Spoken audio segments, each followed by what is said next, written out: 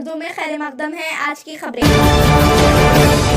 साबिक MLA आंदोल PRS Kranti Kiran ने BRS कायदीन MA Muqeem supreme court advocate व चेयरमैन मनबिन फाउंडेशन पीआरएस कायदीन मौजम अली इफ्तिकार फहद बिन अब्दुल्ला इलियास शरीफ खालिद कृष्णामूर्ति और दीगर कायदीन के हमरा संगारेड्डी ज़िले के मुनिपल्ली मंडल मौज़े अंतारम पहुंचकर मरहुमा आलिया बेगम के वालिद और अफराद ख़ानदान से मुलाकात करते हुए तफसीलात हासिल की और इन्हें हौसला दिया और कहा कि सब इनके साथ हैं। MA Muqeem supreme court advocate व साबिक एमएलए बीआरएस क्रांति किरण ने मरहुमा के वालिद मोहम्मद इस्माइल की माली इमदाद की और हुकूमत से मुतालिबा किया कि मरहुमा आलिया बेगम के ख़ानदान को जल्द से जल्द एक्सग्रेशिया का ऐलान करें और इंदिरा हाउसिंग स्कीम के तहत मकान फराहम करे और इनके अफराद ख़ानदान से किसी एक को सरकारी मुलाजिमत फराहम करे और खाकियों को सख्त से सख्त सज़ा दिलाने का मुतालबा किया। पीआरएस कायद मौजम अली इफ्तिकार ने कहा कि गाँव में गंगा जमुना तहजीब और हिंदू मुस्लिम भाईचारगी बरकरार है, लेकिन चंद लोग गलत और नामुनासिब अफवाहें फैला रहे हैं जो ठीक नहीं।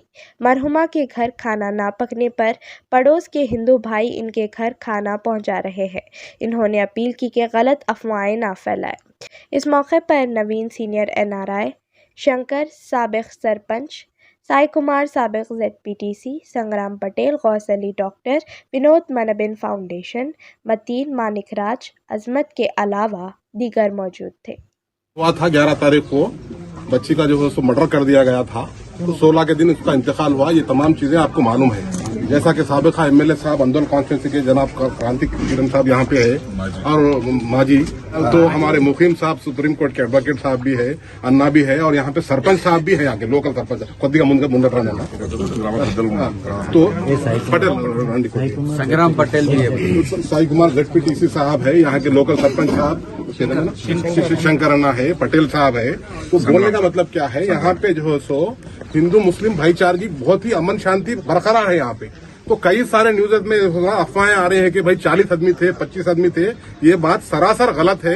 सिर्फ 2 ही मुजरिमीन थे, तो 2 ही लोगों ने जो है ना जानबूझकर उसका मर्डर किया है। इससे हटके कोई ये नहीं है। जो मुजरिम जो हादसा हो गया वो हो गया, उसके बाद उसकी पुष्टपनाही कर रहे हैं, उसको ढाप रहे हैं, एक्सग्रेशिया में लेट कर रहे हैं, तो ये जो है सो उससे बड़ा गुनाह है।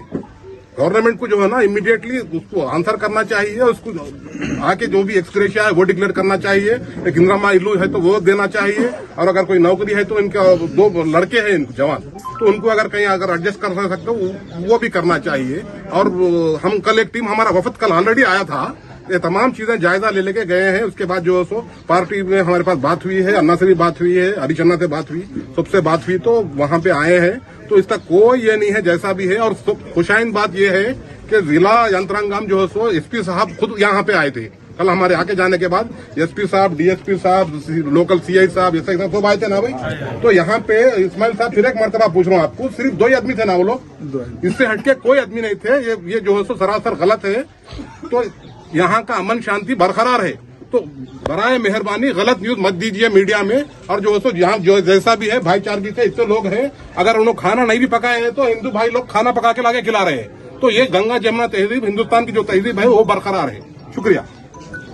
రావడము అలాగనే ఇస్మాయిల్ గారి బిడ్డ ఆలియా బేగం ఏదైతే 10వ తరగతి చదువుతుంది, 15 నెలల అమ్మాయి వయసు కాబట్టి ఒక చిన్న ప్రొవొకేషన్లో కొట్లాట జరిగి 2 వ్యక్తులు కలిసి కొట్టడము, ఆయనను కొట్టడము, డాక్టర్ మా నాన్నను కొడుతురని లోపల నుంచి రావడము, వాళ్ళ బిడ్డ మీద కూడా రాళ్లతోటి దాడి చేయడము, కొట్టడం, ఒక ఆడపిల్ల మీద కొట్టడం అనేది చాలా ఏమైనా ఇది కాబట్టి ఆ విషయము కాబట్టి ఆ పిల్ల చనిపోవడం అనేది అందరి మనసును కలిచివేసింది. కాబట్టి ప్రభుత్వము తొందరగా స్పందించి, ఒకవేళ పోలీసులు తొందరగా స్పందించి మంచి హాస్పిటల్కు పంపించి ఆమె ట్రీట్మెంట్ చేయించుంటే ఆమె బతికేడదాము. కాబట్టి ఆ పిల్ల భవిష్యత్తు మారిపోయేది. ఆ పిల్ల చదువుకున్న తర్వాత ఏ పదవులలో ఉంటుండనేది మనకు తెలియదు. ఆమె అదృష్టాన్ని మొత్తం కాలరాశారు. కాబట్టి పోలీసులు ఇలాంటి సమస్యలు వచ్చినప్పుడు, ఇలాంటి ఇన్సిడెంట్లు జరిగినప్పుడు స్పందించి లా అండ్ ఆర్డర్ అనేది కంట్రోల్లో పెట్టుకోవడము. ఇప్పుడు రాష్ట్రంలో జరుగుతున్న ఈ పాశవిక చర్యలు ఏవైతే ఉన్నాయో, లా అండ్ ఆర్డర్ డిస్టర్బెన్స్ గ్రామాల్లో కానీ, సిటీస్లో కానీ, టౌన్స్లో కానీ, లా అండ్ ఆర్డరు, అమన్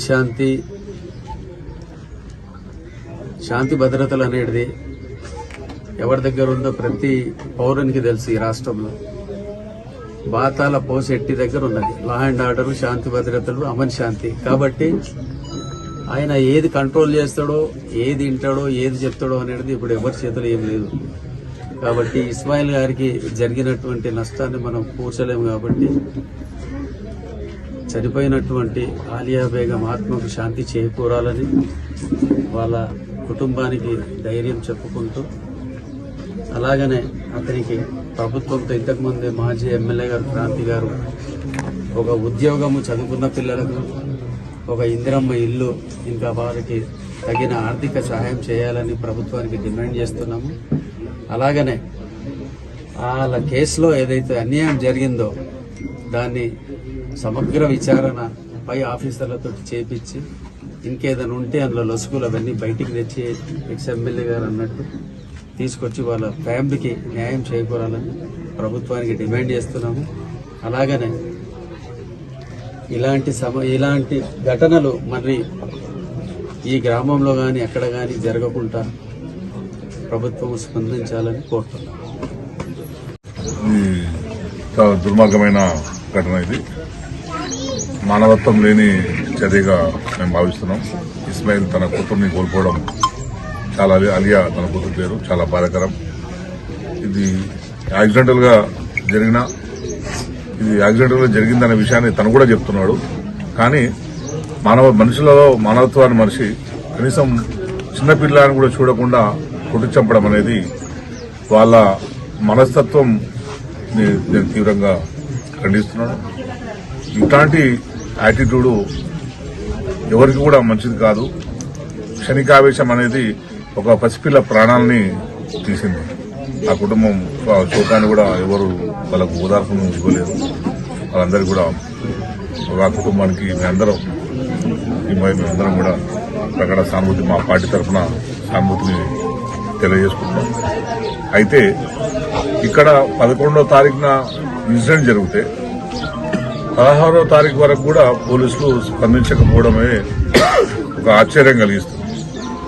ఒక గ్రామంలో ఒక నేరపూరితమైన చర్య జరిగినప్పుడు, ఒక క్రిమినల్ యాక్టివిటీ జరిగినప్పుడు ప్రభుత్వ వ్యవస్థలు ఏం చేస్తున్నాయి?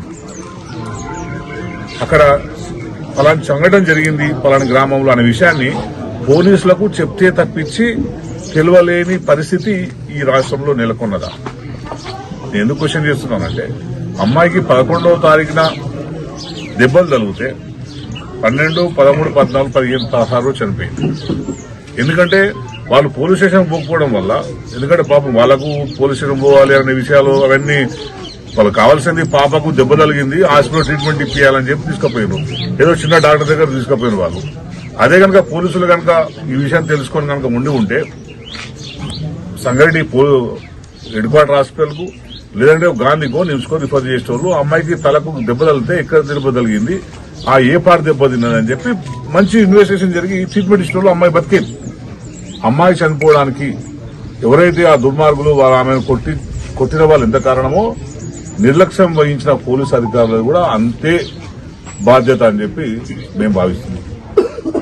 ఏం జరుగుతుంది ఒకసారి గ్రామాల్లో ఏం జరుగుతుందన్న విషయాన్ని మీరు ఎందుకు పసిగట్టలేకపోతున్నారు? ఎందుకు సమాచారం తెలుసుకోలేకపోతున్నారు? కానీ మా కార్యకర్తలు, రాజకీయ కార్యకర్తలు ఏం చేయకపోయినా సరే వాళ్ళ మీద కేసులు పెట్టుడు, వాళ్ళని వేధించుడు, మీరు దానికి టైం స్పెండ్ చేస్తూ తప్పించి నిజంగా పాపం ఇట్లాంటి కొన్ని జెన్యూన్ సంఘటనలు జరుగుతున్నాయి. వాళ్ళకు మనం ఆసరగా ఉంటామని చెప్పి ఎక్కడ కూడా వీళ్ళు స్పందించినట్లు కనిపిస్తలేదు. నేను ఒకటే విజ్ఞప్తి చేస్తున్నాను, ఈ సంఘటన పట్ల మేము రాజకీయంగా మాట్లాడతలేము. అమ్మాయి ప్రాణమే పట్లనే మాకు కన్సర్న్ ఉన్నది. అయ్యో పాపం మనం బతికించాల్సిన బతికించుకుంటాం. పోలీసులు కనుక 11, 12వ తారీఖు కనుక ఈ విషయాన్ని తెలుసుకుని ఉంటే, అమ్మాయిని సంగారెడ్డి ప్రభుత్వ ఆసుపత్రికి తీసుకుపోయి ఉంటే, గాంధీకో నిమ్స్కో తీసుకుపోయి ఉంటే తప్పకుండా అమ్మాయి బతికేది. కానీ ఈ విషయాన్ని వాళ్ళు ఎందుకు పసిగట్టలేకపోయినరు? నాకు తెలిసిన సమాచారం అయితే ఈ విషయం పోలీసులకు తెలిసినా కూడా లోపల కాంప్రమైజ్ చేద్దాం, కేసు పెట్టొద్దు అని వాళ్ళు కొందరు కాంగ్రెస్ నాయకులతో మాట్లాడుకున్నారనే విషయం నాకున్న సమాచారం.